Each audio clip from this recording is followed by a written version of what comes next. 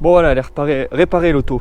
Ouais, j'avais encore une fois plus de batterie, donc toujours obligé de faire des petites réparations par-ci par-là, la recharger, il doit y avoir une fuite quelque part. Salut tout le monde les amis, c'est Bamio. Aujourd'hui on va se retrouver pour une nouvelle vidéo, un nouveau Twingo Show. Je vais tout simplement parler d'un sujet que vous m'avez conseillé d'aborder. Il s'agit tout simplement de l'avenir de l'automobile. Voilà, donc je remercie Olivier et STG qui ont posé deux questions mais qui revenaient en fait au même sujet. Donc je vais répondre un petit peu, je vais donner mon avis concernant l'avenir de l'automobile et en tout cas des véhicules thermiques à combustion interne, je sais pas quoi. Donc c'est parti.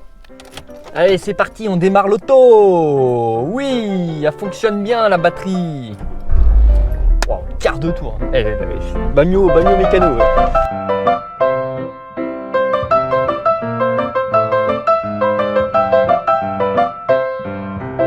Alors j'interromps 2 secondes la vidéo juste pour te dire que si tu aimes mon contenu, je t'invite à t'abonner à ma chaîne YouTube, activer les notifications et lâcher ton plus beau pouce bleu.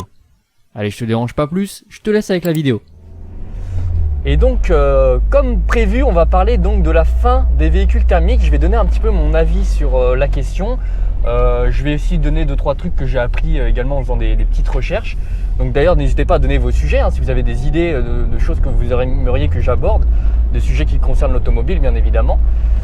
Donc aujourd'hui, voilà, je vais parler de l'automobile, de la fin, de l'avenir de l'automobile, parce que c'est pas la fin de l'automobile, loin de là, je pense qu'on est loin d'avoir la fin, on en est qu'au début. Là on utilise, il faut savoir que les véhicules thermiques, donc à combustion interne, voilà. Ouais, les véhicules à combustion interne, en gros, c'est pas une technologie qui est très récente. Il faut avouer que on s'en servait déjà au 19e siècle. En fait, les premiers véhicules à moteur, c'était un petit peu ça déjà. Donc on est sur une technologie qui est très vieille et qui a été inaugurée, enfin créée lorsque c'était l'explosion des matières fossiles. Voilà, on trouvait du pétrole, on trouvait des nouvelles façons de combuster, mais de combustion. Par contre, c'est vrai que c'était c'est du fossile, quoi. C'est pas des matières renouvelables, c'est de l'énergie qui est stockée dans le sol et ça c'est pas infini malheureusement. Donc on est encore un petit peu là-dessus, sauf que bien sûr les moteurs ont bien évolué depuis. Il faut savoir qu'à l'époque, c'était pas des injections directes à l'époque, c'était ce qu'ils appelaient des carburateurs. Donc ça consommait un max, ça brûlait quasiment pas, il y avait beaucoup d'essence qui n'était pas brûlée, donc quand ça sortait de l'échappement, tu avais de l'essence encore pas brûlée qui était à l'arrière. Donc c'était les débuts, voilà, on testait, c'était pas au point encore. Et donc après est venu les injections comme on a actuellement avec des cylindres, etc. Et là, bien sûr, c'était un petit peu mieux, les moteurs brûlaient beaucoup mieux le carburant. Bien sûr, du coup, on consommait aussi beaucoup moins. On passe de moteurs qui consommaient des fois 20 litres et qui développaient quasiment aucun couple, aucun chevaux, à des moteurs qui développaient pas mal de puissance par rapport aux chevaux, on va dire. Donc ça, c'était une bonne façon de faire.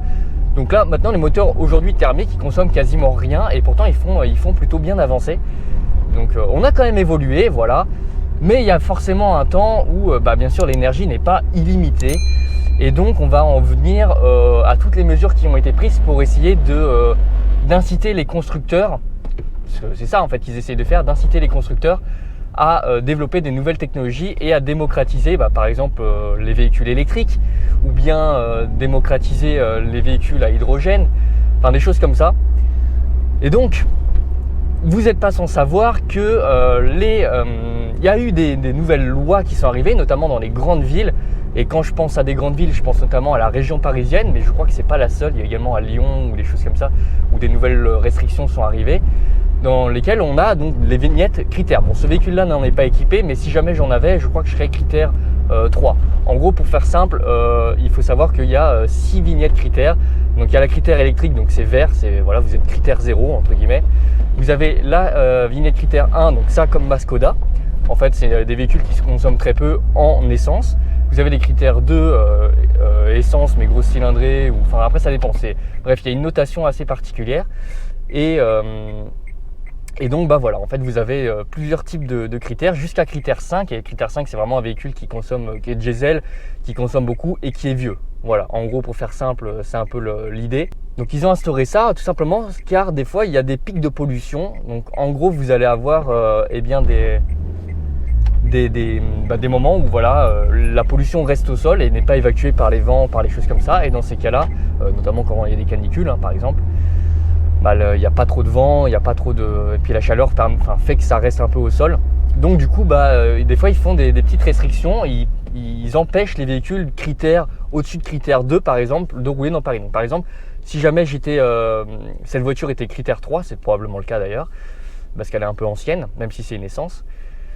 Elle n'a pas de FAP, elle n'a pas tout ça, donc elle pollue un petit peu, on va dire. Et je ne pourrais pas rouler dans Paris. Donc il y a eu quand même quelques restrictions qui sont rentrées en vigueur. Dans Paris, a priori, d'ici 2024 ou 5, je ne sais plus ce que j'ai lu, je n'ai plus les chiffres exacts en tête. Et d'ici là, les véhicules diesel pourraient être interdits complètement en région parisienne. Et pas juste la petite couronne, ça pourrait être également tout à l'intérieur de la 86. Donc la petite couronne et la couronne, la couronne de Paris dans la 86. Donc ils commencent à faire des petites mesures pour inciter les constructeurs à commencer à réfléchir à des solutions, à des véhicules qui pollueraient moins. Alors bien sûr, vous connaissez tous les véhicules hybrides, mais les véhicules hybrides, même s'il y a une partie électrique qui est généralement pas très grande, ça va être votre autonomie en électrique, tout électrique, ça doit être 40 km. Donc c'est pas des véhicules électriques, c'est hybride. C'est qu'en fait, quand vous faites que de la ville, vous pouvez utiliser que l'électrique. Mais dès que vous allez sur l'autoroute ou vous mettez un peu de gaz, ça ouvre tout simplement ça allume le moteur thermique.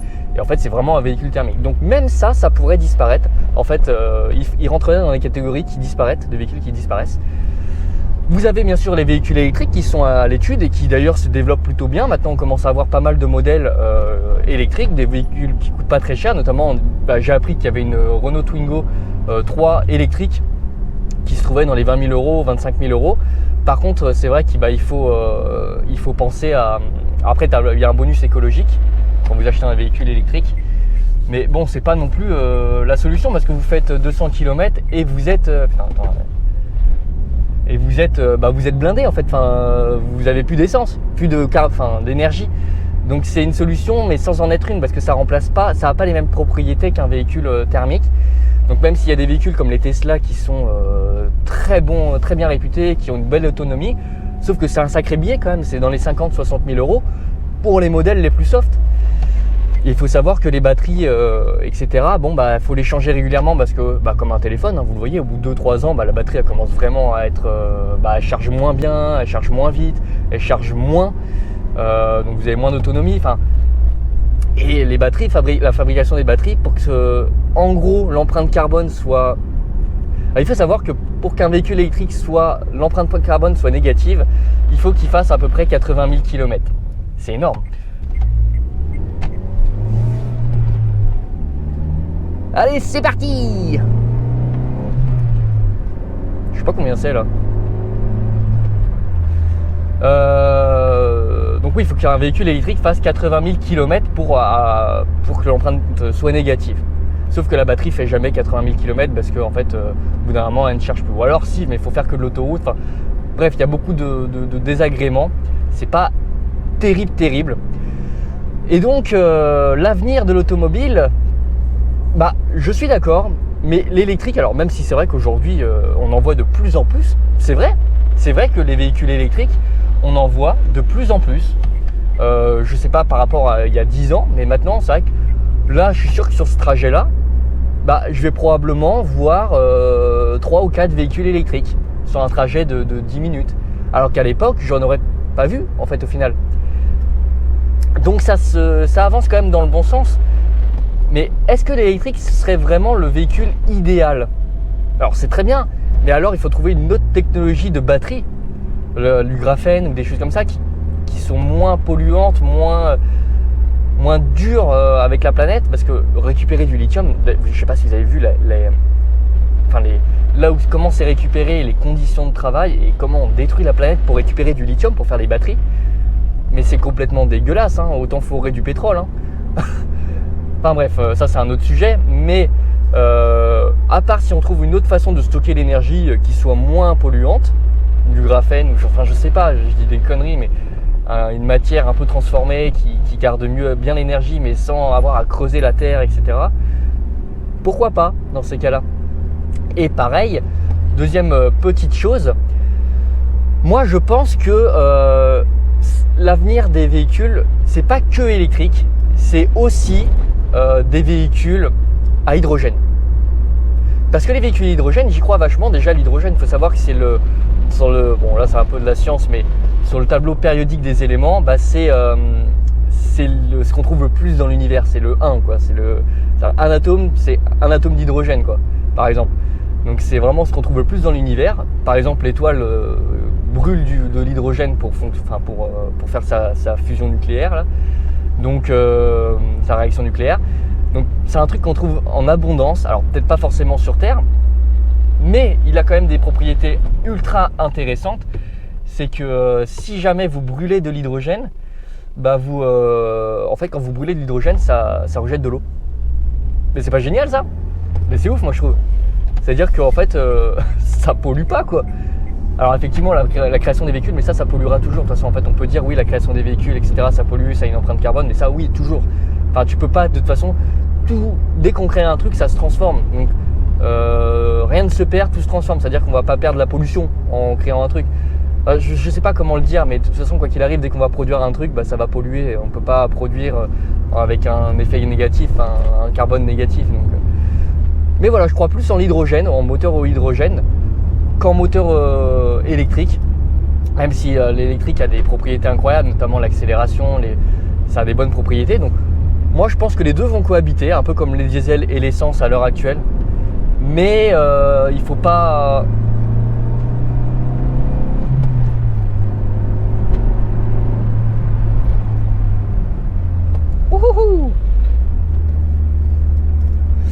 Bref, je me suis excité, j'ai pas compris, mais c'était sympa.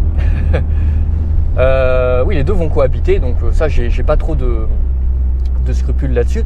Et après, je sais pas si vous avez vu, mais en 2040, une loi a été votée en Europe pour interdire la commercialisation des véhicules à hydrogène. Pour interdire les véhicules à essence. Et ça, c'est ouf. Ça, c'est incroyable. Parce que ça veut dire qu'en 2040, je dis essence, mais c'est véhicule thermique, hein, donc essence et diesel. Putain, je vois rien avec la ceinture. Et en 2040, vous ne pourrez plus acheter, même d'occasion, un véhicule à combustion thermique. C'est ouf. Et ça, j'ai appris ça il n'y a pas longtemps. Et je me suis dit, mais ça, il faut que j'en parle. Parce que effectivement, ça remanie toute l'industrie. C'est-à-dire que là, à l'heure actuelle, là, vous pouvez encore acheter des véhicules essence, il n'y a pas de problème, hein, ça peut être encore rentable. Mais dans quelques années, ce sera plus du tout rentable en fait d'acheter un véhicule. Par exemple, j'achète un véhicule thermique en 2033, je compte le garder 10 ans.